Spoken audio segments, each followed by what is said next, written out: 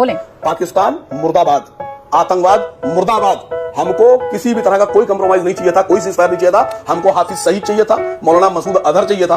कहां है? तो ये सुना कि हमारे देश की एक फौजी बेटी को जो इस मिशन में शामिल थी, मैंने भी सुना, उसके बारे में यह कह दिया गया कि तौबा नौज़ बिल्लाह वो उनकी बहन है। उसके बाद वो व्यक्ति अभी सरकार में मंत्री बना हुआ है, उसकी गिरफ्तारी नहीं हुई, जबकि हाईकोर्ट ने कह दिया उसके बारे में। रोहन गुप्ता जी, आइए देखते हैं, बैठकर मजा आएगा।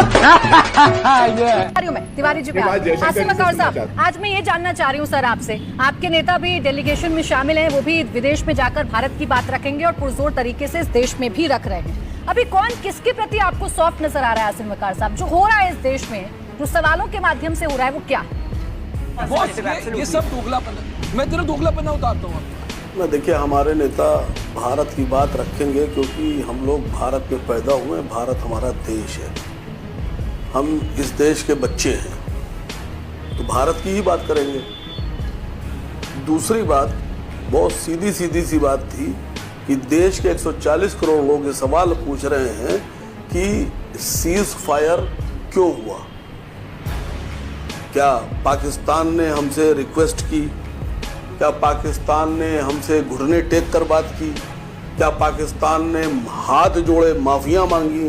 क्या पाकिस्तान रोया भारत के सामने?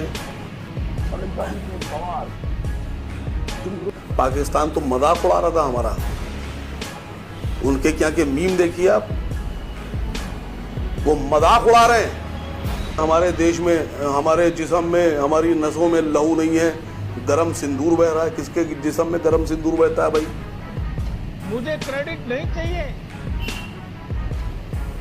मुझे बताइए, ये डायलॉग की बात नहीं है मैडम।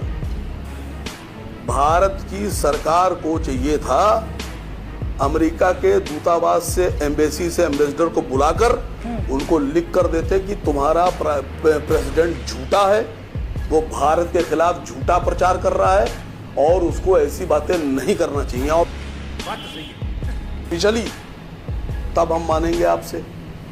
अब रोहन गुप्ता बैठकर टीवी पे कह देंगे इनकी कौन सुन रहा है साहब, अमेरिका तो इनकी नहीं सुन रहा।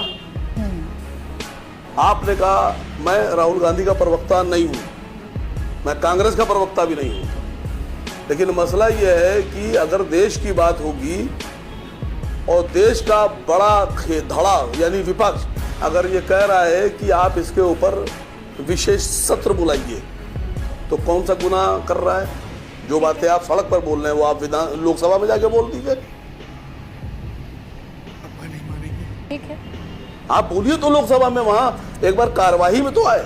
लेकिन आसिम वकार, दूसरी जो सबसे अहम बात है, जो देश पूछ रहा है, जो देश, मैडम एक मिनट बोल लेने कंप्लीट करें। जिन आतंकवादियों ने हमारी बहनों के सिंदूर उजाड़े, क्या वो गिरफ्तार हुए? बाप को भेज, तेरे बस की बात नहीं। क्या उन्हें गोली मारी गई? क्या वो पकड़े गए?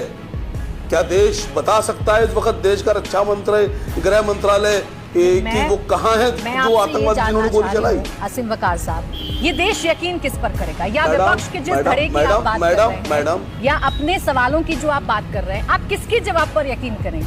11 मई की प्रेस कॉन्फ्रेंस आपने भी उतनी ही संवेदनशीलता के साथ या उतनी गंभीरता के साथ सुनी होगी हमारी सेना की, जितनी कि मैंने सुनी, और उसमें सवालों के जवाब दिए गए। भारत के DGMO lieutenant general Rajiv Ghai ने क्या कहा आपने सुना होगा ना सर, दोहराऊं या फिर से? उनकी बात पर यकीन करिएगा या नहीं करिएगा?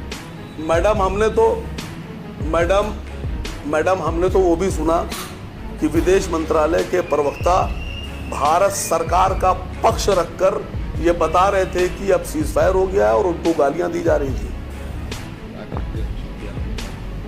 उनकी बेटियों के बारे में तौबा नऊज़ बिल्लाह अपशब्द बोले जा रहे थे, और जिन लोगों ने उनकी बेटियों के बारे में अपशब्द बोले वो गिरफ्तार भी नहीं हुए, उन पर कार्रवाई भी नहीं हुई।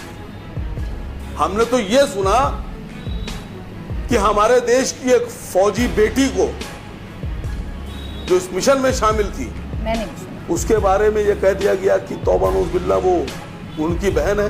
उसके बाद वो व्यक्ति अभी सरकार में मंत्री बना हुआ है, उसकी गिरफ्तारी नहीं हुई, जबकि हाईकोर्ट ने कह दिया उसके बारे में। और रोहन गुप्ता जी इन सवालों के जवाब देकर जाएंगे, मैडम अभी देकर जाएंगे इन सवालों के जवाब रोहन गुप्ता जी भी, मैडम आप संवेदनशील नहीं है। और अभिषेक झा भी बैठे हैं, वो भी देकर जाएंगे। सरकार का पक्ष वो रख कर जाएंगे। लेकिन मेरा सीधा सवाल था आसिम वकार साहब, मुझे लग रहा था आपके नेता जैसे सीधा बोल रहे हैं और उनसे बड़ा चिढ़ा हुआ है पाकिस्तान, बड़ा हैरान है उनके बयानों से, मुझे लगा बोलें। पाकिस्तान मुर्दाबाद, आतंकवाद मुर्दाबाद। हमको किसी भी तरह का कोई कंप्रोमाइज नहीं चाहिए था, कोई सीजफायर नहीं चाहिए था। हमको हाफिज सईद चाहिए था, मौलाना मसूद अजहर चाहिए था। कहाँ है? हमको नहीं पता, हमको कुछ नहीं पता। किस एग्रीमेंट में आपने मांगा उनको? ठीक, भारत के प्रधानमंत्री को चाहिए था, विदेश मंत्री को चाहिए था कि हम तुम्हारे उन आतंकवादियों के सरदारों को चाहते हैं, जिन आतंकवादियों के सरदारों ने हमारे देश में हिंसा फैलाई हुआ। तो बस एक सवाल आपसे पूछा कि हमारी सेना ने ब्रीफिंग में बताया था, उस पर यकीन करते हैं नहीं करते हैं? बाकी आपके सवाल उनके जवाब। अब अभिषेक झा जी, विपक्ष के बहुत सारे सवाल, मैं बार बार यही पूछती हूँ कि जब विपक्ष आपसे कोई सवाल पूछता है तो वो सीधा